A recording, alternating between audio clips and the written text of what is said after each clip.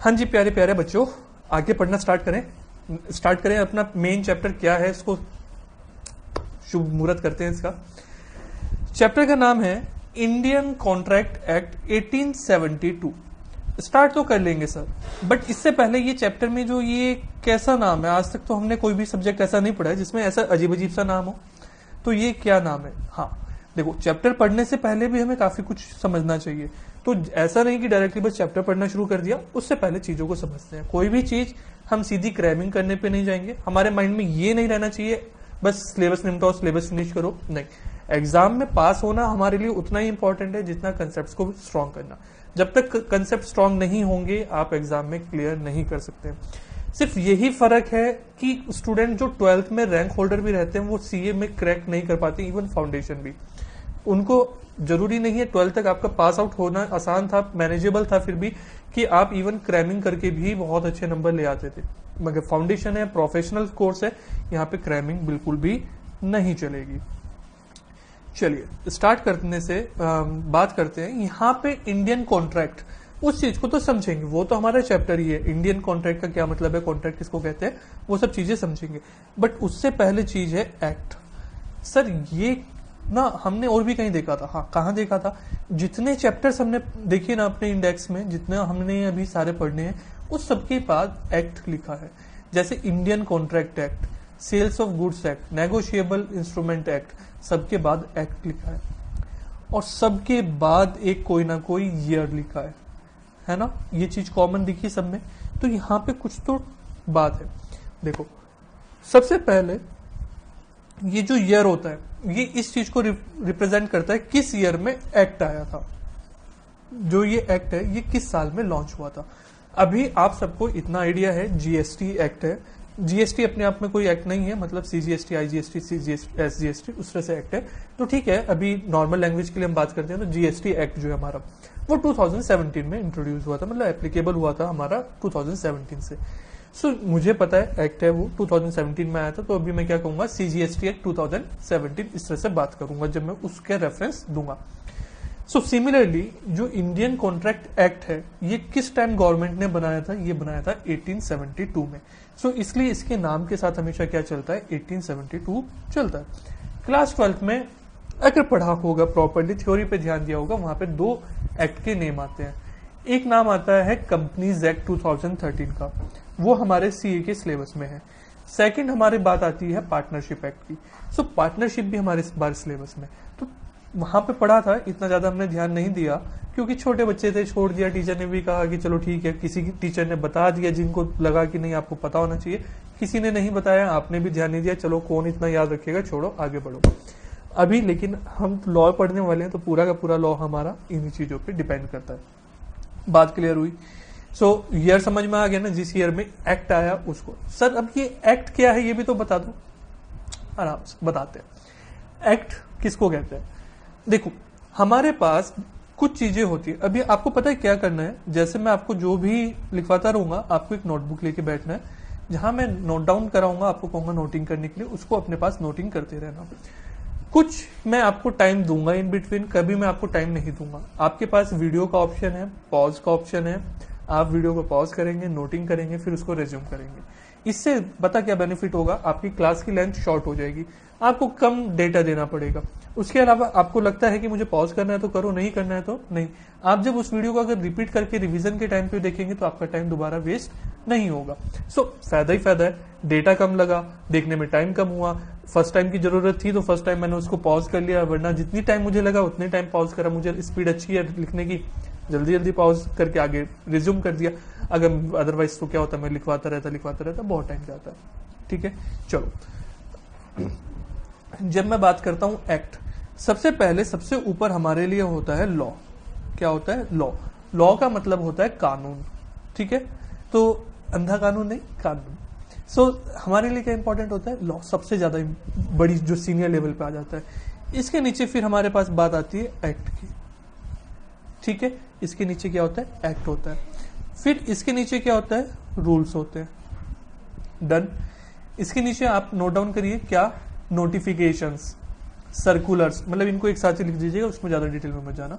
Notifications, circulars, clarifications, ठीक है, ये हमारे क्या होते हैं, इसके अंडर में पार्ट आते हैं। एक्चुअल में ना ये सबको मिला के मैं क्या कहता हूँ, लॉ बोलता हूँ। जब मैं किस किस के एक्ट, रूल्स, नोटिफिकेशन, सर्कुलर्स, इन सब की जब बात कर रहा हूँ तो टोटल मिला के कानून बनता है। अभी मैं बात करता हूँ लॉ की, तो लॉ ना अपने आप में बहुत वाइड होता है, बहुत बड़ा बात होती है लॉ। सो उसके अंदर छोटी छोटी बहुत सारी चीजें होती हैं। जैसे एक्ट, मैंने कहा एक्ट और लॉ में बात समझते हैं। एक्ट होता है जिसमें किसी चीज के बारे में, जैसे इंडियन कॉन्ट्रैक्ट एक्ट, यहाँ पे कॉन्ट्रैक्ट के बारे में सारा गवर्नमेंट ने एक रूल्स रेगुलेशंस बना के हमें दे दिया। अब मैंने जनरल वर्ड यूज करा है रूल्स, जबकि रूल्स का मतलब अपने आप में डिफरेंट होता है। समझ में आ रहा है, मतलब थोड़ी सी मैच्योरिटी लेवल आ रही है ना। मैं आपको मैच्योरिटी लेवल लेके आनी पड़ेगी। क्यों?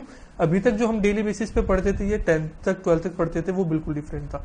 सीए सीएमए फाउंडेशन में भी जो लॉ होना है, इसमें एटलीस्ट मुझे बाकी टीचर्स का नहीं पता है, जो मेरा पढ़ाने का तरीका रहेगा वो कंप्लीटली डिफरेंट रहेगा। मीन्स मैं इस पे इतना ज्यादा प्रेशराइज करने वाला हूँ आपको लॉ पे, क्योंकि ये बहुत ज्यादा इंटरेस्टिंग और बहुत ज्यादा माइंड अप्लाई करने वाला था, मजा आता है इसको पढ़ने में। तो मुझे सिर्फ इतना नहीं है कि आपको पास करना है, बहुत अच्छे मार्क्स लेके आने हैं, ठीक है। सो जब मैं बात कर रहा हूँ लॉ, तो मतलब ये सबको मिला के एक बड़ी चीज जो होगी वो कानून हो गया। कानून के अंदर सारे हर तरीके के रूल्स रेगुलेशंस आ गए। एक्ट हो गया जिसमें ब्रॉडली पूरी बात कर दी। फिर उसके नीचे क्या आ गया, रूल्स रेगुलेशंस आ गए, कि उसमें ना एक्ट में ब्रॉडली कह देते हैं कि अभी आपको क्या करना है। जैसे मैं बात कर दिया, मैंने कहा कि अगर उस बंदे ने बात नहीं मानी ना, उसके ऊपर फाइन लगा देना। अब फाइन कितना लगाना है, ये कहां लिखा होगा, रूल्स के अंदर लिखा होगा। बात क्लियर है। सो रूल्स में ना बारीकी लिखी होती है। एक्ट में ब्रॉडली कह दिया कि जैसा सही लगेगा, जितना गवर्नमेंट को लगेगा उस टाइम पे टैक्स लगा देंगे।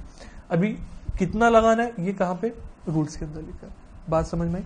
कुछ चीजें एक्ट में क्लियर होती हैं, बाकी चीजें नहीं एक्ट में लिखी होती, तो कहां लिखी होती है, रूल्स में। ब्रॉड हमें एक आइडिया चाहिए था, बहुत ज्यादा इन डेप्थ हमें नहीं जाना है, तो वो हम इंटरमीडिएट लेवल पे जाएंगे, अभी हमें रिक्वायर्ड नहीं है। डन है ये वाली बात, यहाँ पे आपको पूरी तरह से क्लियर हुआ, कोई डाउट तो नहीं ना। अब बात करता हूं, हमने क्या पढ़ना है, एक्ट पढ़ना है। एक्ट से ना पहले क्या होता है, जब एक्ट बनता किस तरह से है, कैसे उसको प्रोसेस चलती है, वो भी एक बार समझ लेते हैं। सबसे पहले क्या होता है, गवर्नमेंट को किसी चीज की रिक्वायरमेंट लगती है। गवर्नमेंट को लगता है कि हाँ भाई मार्केट में ना, मतलब ये चीज है नहीं, ये चीज होनी चाहिए, किसी चीज की कमी लगी। जैसे मैं बात करता हूँ, एग्जाम्पल लेता हूँ, किसी भी लॉ की या किसी भी एक्ट की हमें जरूरत, किसी भी कानून की जरूरत क्यों लगती है। सबसे पहले सोचो, जो हमारा ट्रैफिक से रिलेटेड जितने भी हमारे एक्ट हैं, जितने भी कानून हैं ट्रैफिक से रिलेटेड, क्या ये स्टार्टिंग से रहा होगा?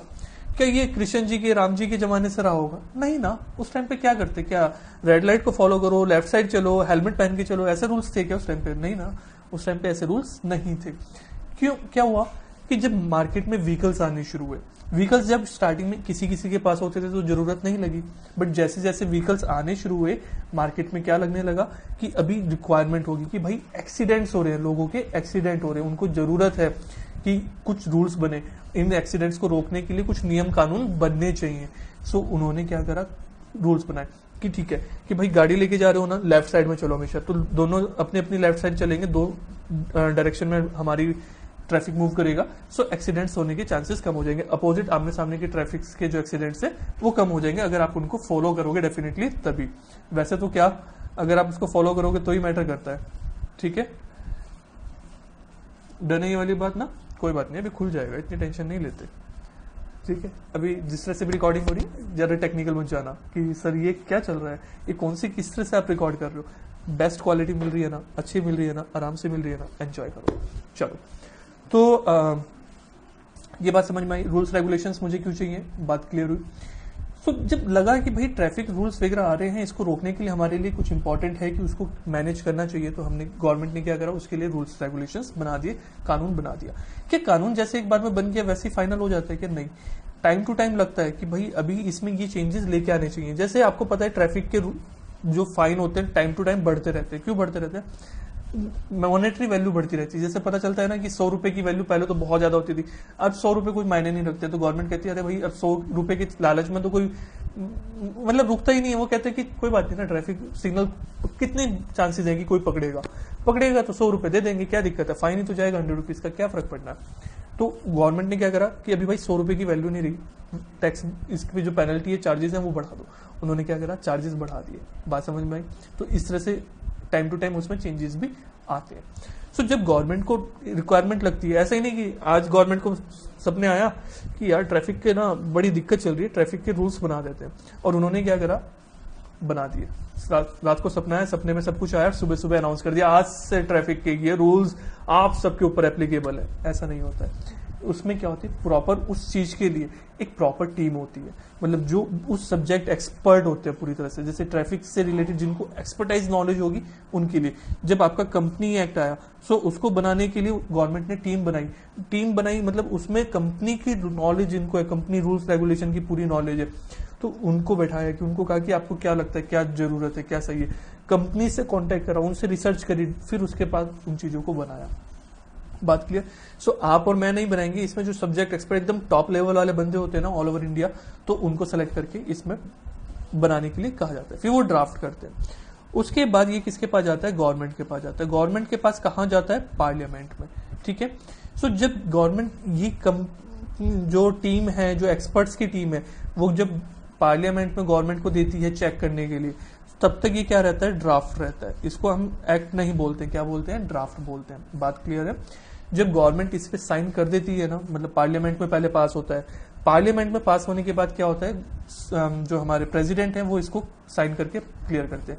जब प्रेसिडेंट साइन कर देते, कहते हैं कि सब कुछ ठीक है, फाइनल है, अगर उनको सही नहीं लगता या तो पार्लियामेंट को या फिर प्रेसिडेंट को, तो वो दोबारा कह देंगे पिछली टीम को कि आप चेक करो।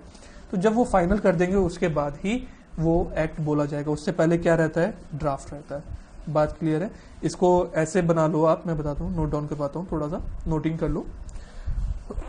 सॉरी, चलो साइज तो ठीक है। आप किस तरह से लिखोगे, सबसे पहले टीम ऑफ एक्सपर्ट या एक्सपर्ट टीम ऑफ एक्सपर्ट, ठीक है। सबसे पहले क्या लिखा, टीम ऑफ एक्सपर्ट्स। फिर ये क्या करेंगी, किसको देंगी, पार्लियामेंट में। पार्लियामेंट में क्या देंगी, ड्राफ्ट, ठीक है। पार्लियामेंट में ड्राफ्ट देंगी, पार्लियामेंट क्या करेगा, इसको करेगा पास, और किसको देंगे, जो हमारे प्रेसिडेंट है उनको दे देंगे, प्रेसिडेंट। इसके नीचे लिख लेना, प्रेसिडेंट क्या करेंगे, साइन करेंगे, और साइन करके ये हमारा क्या बन जाएगा, एक्ट बन जाएगा। बात क्लियर, कोई दिक्कत तो नहीं। चलो अच्छा, नोटिंग कैसे करनी है इस चीज को भी समझ के चलो। मेरी क्लास में नोटिंग का काम बहुत कम होने वाला है। क्यों, आई डोंट वांट कि आप लिखने में बहुत ज्यादा अपना टाइम वेस्ट करो। मतलब बहुत सारी, देखो सबका अपना अपना पढ़ाने का मतलब होता है। आई एम नॉट सेइंग कि वो गलत है या यही सही है, मुझे जो फील होता है मैं उस तरह से बात करता हूँ। मतलब बहुत सारे मेथड्स होते हैं कि जिसमें पूरी क्लास में बट टीचर भी लिखे जा रहे हैं, सामने स्टूडेंट लिखे जा रहे हैं, वो क्लास अननेसेसरी बहुत ज्यादा लेट होती है। आप कोई छोटे बच्चे नहीं रहे, 5th क्लास 6th क्लास के स्टूडेंट्स नहीं है, जब तक अपनी कॉपी में अपने हैंड से नहीं लिखा होगा तो आपको समझ में नहीं आएगा। I am giving you everything readymade, सब कुछ आपको प्रिपेयर करके, बुक प्रिपेयर करके दिए, सब कुछ दिया। आपको उससे जो नोट्स बनाने हैं वो बनाओ, मैं नोट्स बनाना आपको सिखाऊंगा। बट इससे कोई मतलब नहीं बनता है ना, मैं पूरी की पूरी बुक आपको नोट बोलता रहूं, डिक्टेट करूं, आप लिखो, या फिर मैं यहाँ पे लिखूं, आप उसको देख देख के लिखे। नहीं, ऐसा हमें कुछ नहीं करना है। आपको नोटिंग अपने आप करनी है। जरूरी नहीं है मैं हर जगह आपको बताऊं इसको नोट करो, आपको जहां पे भी लगता है आप उसको वहां पे नोट करेंगे, ठीक है। उसके अलावा आपको क्या करना है, पेन एटलीस्ट आपको 3 कलर्स यूज करने हैं, blue black main primary colours. इसके अलावा कोई भी आप कलर यूज करें, कोशिश करें लाइट कलर यूज मत करें, अदरवाइज वो over the time fade out हो जाता है। सो आपको ऐसा कलर यूज करना है जो थोड़ा सा डार्क हो, मिनिमम 3 और उससे ज्यादा आप कलर यूज कर सकते हैं। जब आप देखेंगे मैंने अपनी बुक में कलर्स यूज करे हैं ना, ये तो जबकि बुक मैं आपको दे रहा हूं तब भी मैंने यूज करे, आप नोट्स बनाएंगे तो उसमें ज्यादा कलरफुल, इससे पढ़ने में हेल्प मिलती है, ठीक है। सो नोट्स को भी आप अकॉर्डिंगली अपने ड्राफ्ट करेंगे। आज ये क्लियर हुआ आपको भी कि हमारा कॉन्ट्रैक्ट, ये जो एक्ट होता है ये किस तरह से बनता है, इसका मतलब क्या है, हम जो पढ़ रहे हैं एक्ट और ईयर का मतलब क्या है, ये सब पूरी तरह से आपको क्लियर हुई ये चीजें, ठीक है। चलो।